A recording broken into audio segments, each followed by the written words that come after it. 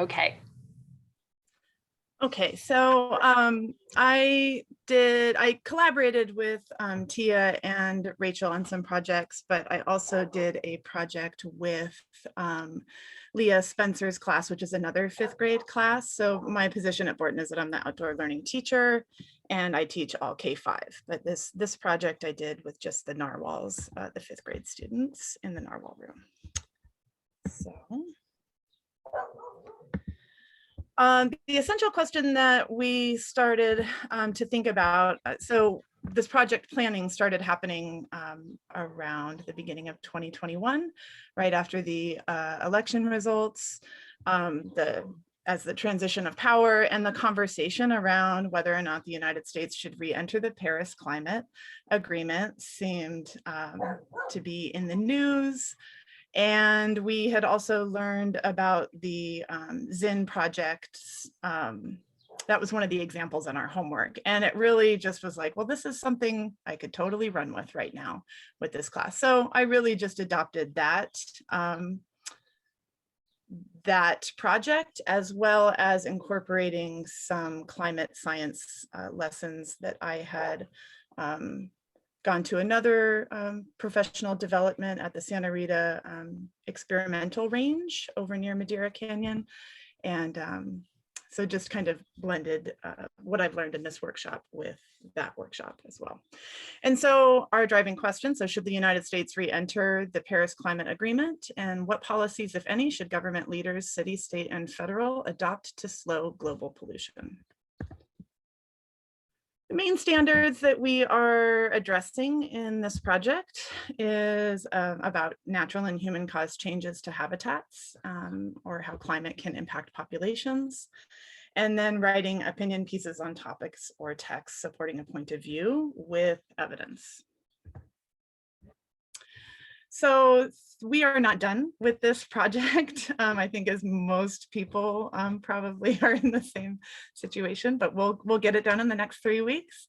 But students began investigating Paris Climate Conference. We watched a lot of videos. This class I teach remotely only, with the exception of one lab that I was able to do, and I'll explain that in a couple of slides. We really looked at the difference between weather and climate, and we did some pre-assessments, and there was, students thought they were the same thing, the majority of students.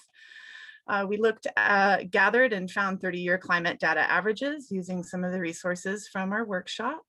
We played a game about the carbon cycle multiple times, being little pieces of carbon and how we moved through surface ocean, deep ocean, plants, atmosphere, and as fossil fuels. And the kids, we had a great time with that. We really looked at the greenhouse effect. We played with the PhET greenhouse simulator, role of the atmosphere, ocean, and soil in terms of climate change. And we looked at climate refugees and climate migration. And we are just diving into really looking at little snippets through that Zinn education project of looking at different perspectives of folks in different fields. Like there's one that's about somebody in oil and how they feel about policies around climate change, and people who are farmers and what their perspectives around climate change. So just to kind of broaden their how they might approach this policy question. So this is just a little snapshot of us gathering data. We used one of the resources to gather that data. We looked at January 26th, which was interesting because we had just had that really, I think this may have been that really cold day. Beautiful rain, but we looked at that data over time, and we were able to have really great conversations about why, we think of Tucson as this really hot place, but why is our average only 54 degrees, and so like thinking about how averages are obtained, and just finding that data, putting it together and looking at it, and being able to kind of work on that data literacy piece a little bit. And then we also did a ocean acidification lab in terms of thinking about the role of climate change, the ocean's role in climate change. So Leah's class is a simultaneous class. So we were able to send home materials, and this was a lab that we could do with kids at home and kids in school. So kids at home, they chose different liquids, and we learned about pH. Kids in school, we brought in liquids and eggshells, and this happened right after Easter, so there were lots of hard-boiled eggs in households. So we put our eggshells in different solutions, and we tested the pH. So we did this prior to any learning about the ocean and climate change, so that, you know, kind of a exploration first, discovery first, and so that then there was purpose to really talking about ocean acidification and what that meant. And so this is our data table. We had ranges. You know, people read their pH strips slightly differently.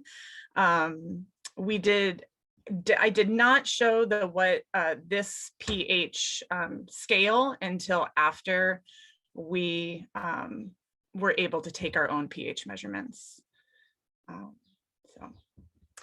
And we discovered that lemon and vinegar really changed our eggshells.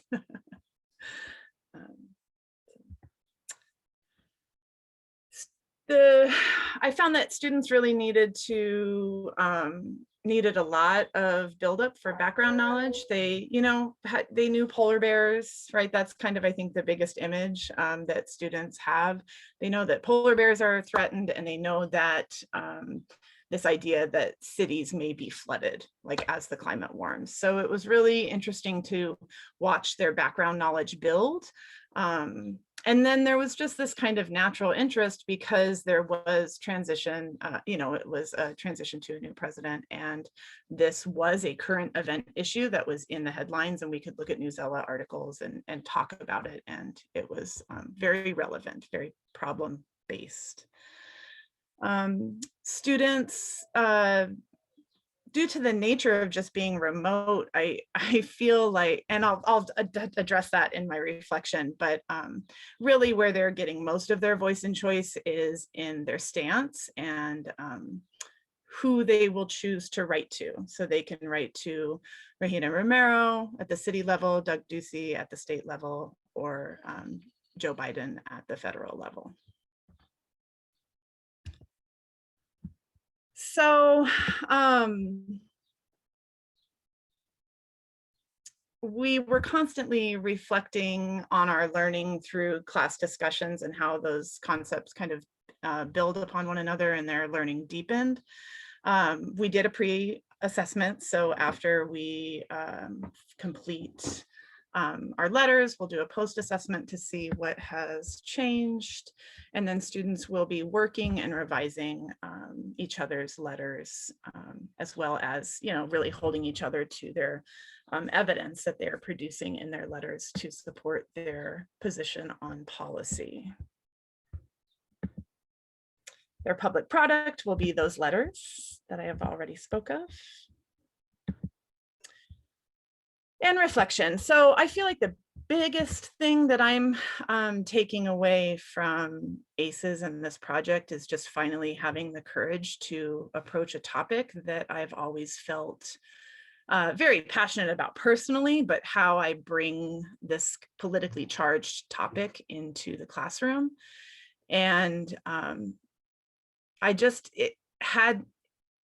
I felt courageous to do it, and I felt no fear from it either. Like the way I didn't call it climate change. I talked about us learning about climate science, and there was no question. Like I was like, these are the facts. These are what scientists are agreeing on. And I felt the courage to finally approach it from that topic. And the project itself, excuse me, leans itself to them choosing one way or another. I have a feeling most students will say that policy should be created. However, they can say that they don't want it to be created. And so I don't know, I feel like I was able to figure out how to build them up to be able to say what they wanted to say with evidence to back up their opinion. Time is always, like every teacher in the world, right, will tell you, every person in the world, right, we're all overstimulated and don't have enough time. But really the time piece for me was in terms of, I only see kids once a week. And so it's very different from being in the classroom where I can adapt my schedule to, you know, I can move, or I can, during my literacy block, I can do this writing piece or this reading piece. So I had 45 minutes a week. And so that has really been a challenge to really authentically complete a project. And that's having been in the classroom and knowing the difference between those two things. So time's been a little tricky. And then format. I'm sure I'm not the only one who really does not care for online remote teaching. So it just really, I find it really limiting. I am a energy exchanger people person. I like that back and forth, and it just is, it's a challenge. And so I look forward to, you know, maybe trying this project again. I'm moving to teach humanities next year, and at a middle school site, and I can definitely see this being something that I could still address in a humanities classroom, but in person. So I would really, really have the chance to do it again and integrate science into my social studies and language arts curriculum. So that is the end. Any questions?